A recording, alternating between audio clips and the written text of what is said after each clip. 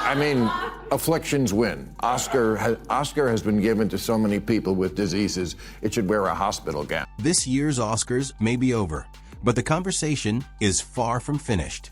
The results are still sending shockwaves through Hollywood, and the buzz surrounding the ceremony shows no signs of slowing down. Blind, deaf, ALS, cerebral palsy, Alzheimer's, amputee, there's nothing more automatic. Well, except if you're mentally challenged in some way. One of the biggest talking points of the night was whether some of the winners truly earned their awards, with critics arguing that several victories were undeserved and quickly sparked heated debate. The whole thing is so Hollywood, a room full of know-nothings who call themselves the Academy, making everyone tremble before their judgment, even though their judgment is often terrible and fails the test of time. Maybe the hashtag should be Oscar so wrong. His criticism was blunt, direct, and completely unapologetic. So hit that subscribe button, and let's jump right in. Citizen Kane, It's a Wonderful Life, 12 Angry Men, Singing in the Rain, Dr. Strangelove, Raging Bull, Pulp Fiction, goes on and on. Not a single Best Picture among them. Brilliant, brave, groundbreaking, intellectually honest films constantly lose to much more forgettable, trifling, sentimental stuff. Bill Maher argues that John Leguizamo is in a difficult position to criticize others over cultural appropriation. He points out that Leguizamo has built a successful career portraying a wide variety of characters from different backgrounds, many of which are outside his own Latino heritage. Maher says that those performances were widely praised, making the criticism of others seem inconsistent in his view. Casting directors have to stop listening to the casting police and go back to doing their job, which is picking the best actor for the role. Now, I mention this because a lot of people lately are either apologizing for or calling on others to apologize for, playing roles they call appropriation. James Franco was just chosen to play Fidel Castro, and John Leguizamo posted, "No more appropriation. Boycott. This f***ed up. I don't got a problem with Franco, but he ain't..." That's the heart of the criticism. Acting is about stepping into different lives and telling different stories. But critics argue the rules now seem to change depending on who is involved. What was once called talent and range is sometimes treated as a problem. That inconsistency is what frustrates many audiences, making it feel less like principle and more like following the latest trend. Okay, but John Leguizamo is Colombian American. He ain't a Venetian, but he played one.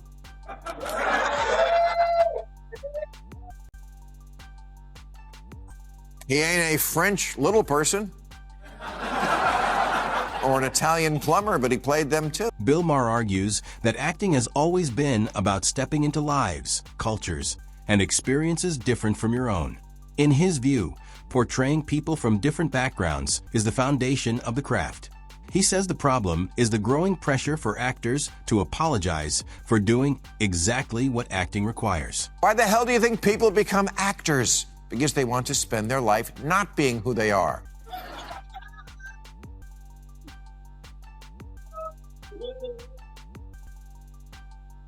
Appropriating sounds like an unforgivable sin until you remember that's what acting is. That's why acting jobs are called roles. Eddie Redmayne faced backlash over playing a transgender character. Scarlett Johansson stepped away from a similar project. Hank Azaria apologized for voicing Apu. Critics argue this pressure isn't random. They say it's part of a culture that increasingly treats certain performances as controversial instead of celebrating an actor's range. Rather than encouraging creativity, it forces performers to overthink roles they were once praised for taking on. Sean Penn won an Oscar for playing gay civil rights martyr Harvey Milk. At the time, it was considered a courageous act of solidarity for a straight male movie star to play a homosexual. Now it's the opposite.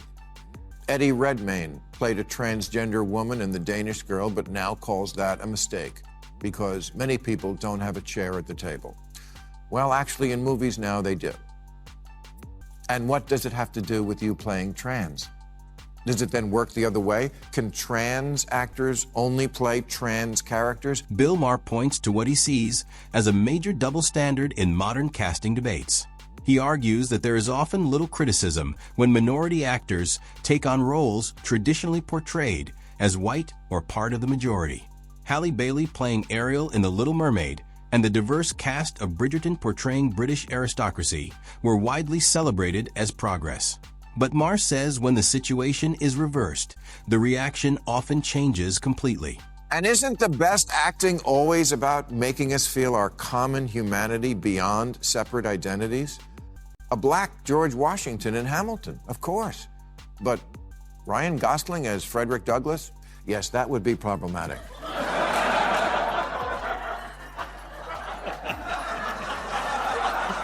Ditto Shia LaBeouf as Shaft.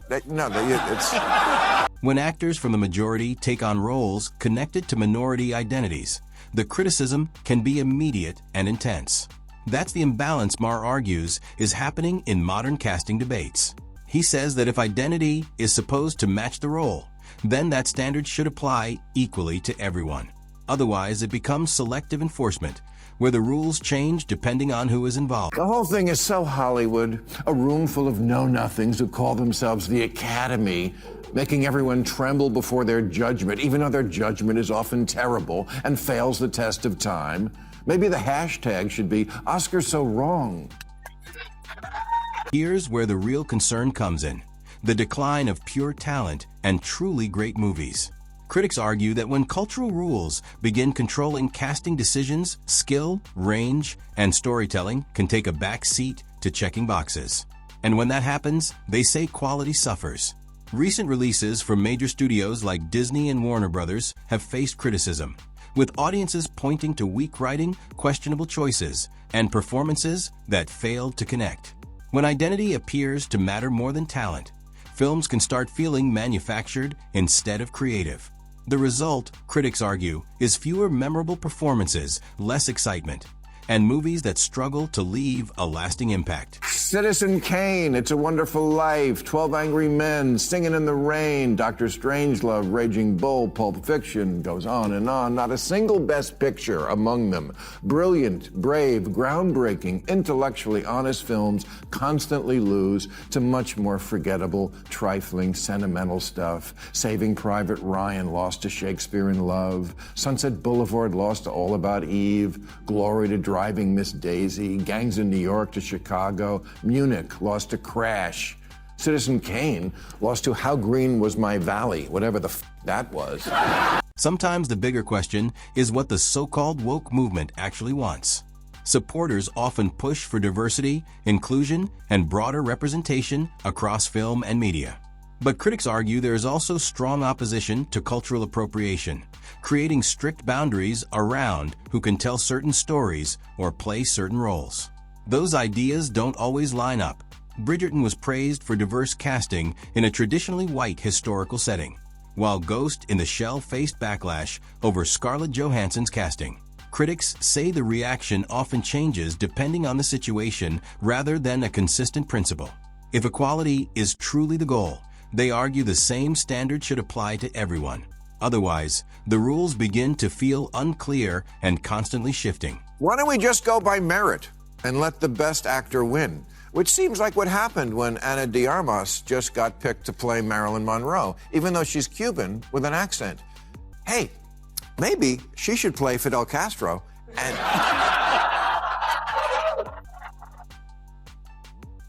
and James Franco can play Marilyn Monroe, and then we can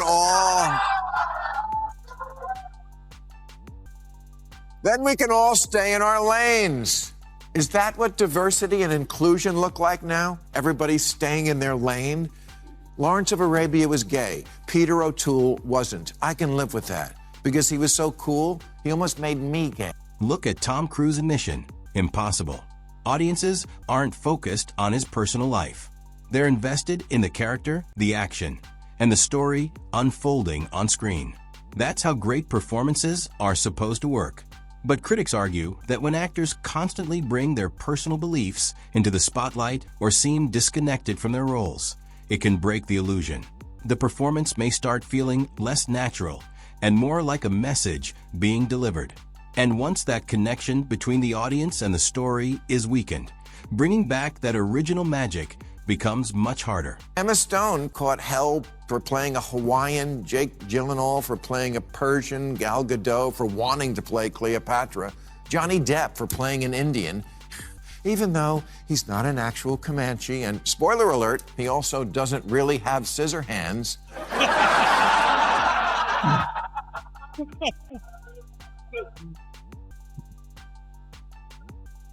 And he's not actually a drunken pirate. Okay, bad example. Tom Hanks argues that acting requires far more than simply playing versions of yourself. The craft demands imagination, flexibility, and the courage to step into lives and experiences completely different from your own. A great actor should be able to explore any character, even one they personally don't relate to. While actors have every right to choose the roles they accept, critics argue that the industry shouldn't move toward a rule of only portraying identities that match their own. That approach, they say, limits creativity and weakens storytelling. The purpose of acting isn't just to copy reality, but to interpret it, explore it, and bring new perspectives to life. Tom Hanks now says that if Philadelphia were made today, he wouldn't do it because the character was gay and he's not.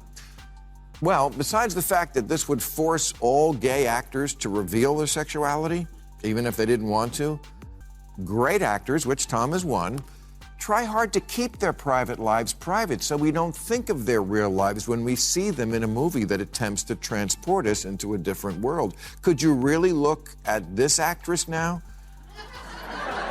and not think of the trial? Should she only play bed now? Critics argue that Hollywood's growing focus on political and cultural messaging has come at the expense of storytelling, originality, and unforgettable performances. They believe studios and award organizations are increasingly prioritizing certain narratives over pure cinematic quality. Some audiences feel that acclaimed films have been overlooked, while others received recognition despite not connecting as strongly with viewers. That gap creates frustration among fans who want powerful stories and memorable performances rather than decisions that feel politically influenced. When awards move away from what audiences value, trust in the institutions that once represented excellence begins to decline. Critics say Hollywood still has the ability to create great films, but outside pressures could be pulling attention away from the creativity that made the industry iconic. What's Daniel Day-Lewis really like? I haven't a clue, which is why he's so great. Because when he plays Lincoln, I only see Lincoln. I don't think, well, there's a British heterosexual. But Hanks says, I don't think people would accept the inauthenticity of a straight guy playing a gay guy because, quote, we're beyond that now. Don't get him started on bosom buddies. More critics argue that Hollywood has moved away from celebrating pure talent and toward rewarding performances that fit certain cultural expectations. They believe some identity-focused roles receive extra attention because they align with current social trends, regardless of the overall quality of the performance or film. Debates around The Danish Girl with Eddie Redmayne and similar casting controversies have fueled this discussion. The criticism is that the conversation often shifts from acting ability to identity itself. When audiences feel recognition is influenced more by optics than skill, skepticism grows. Great acting, critics argue, should stand on its own through powerful performances that feel genuine, memorable, and earned. Reds lost to Chariots of Fire. Shawshank Redemption lost to Forrest Gump. Some of the most iconic directors of all time. Hitchcock, Kubrick, Tarantino, Kurosawa, Bergman, Fellini, Rob Reiner have 0 wins for Best Director. The Oscars should give out a new award, the Kanye West I'ma Let You Finish Award.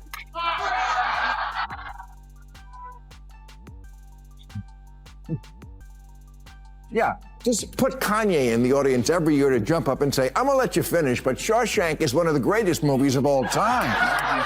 Critics argue that Hollywood's focus on cultural messaging is changing the way movies are made. They believe talent, creativity, and storytelling are being pushed aside in favor of roles that emphasize certain social themes. When awards appear to prioritize identity over performance, audiences can feel disconnected from the process. Acting, they argue, should be about transformation, range, and bringing powerful stories to life. If the industry continues in this direction, Critics warn it could lose the creativity and unforgettable films that once made Hollywood special. And that's where we wrap up today's video. If you enjoyed it, hit the like button and subscribe for more. Thanks for watching, and I'll see you next time.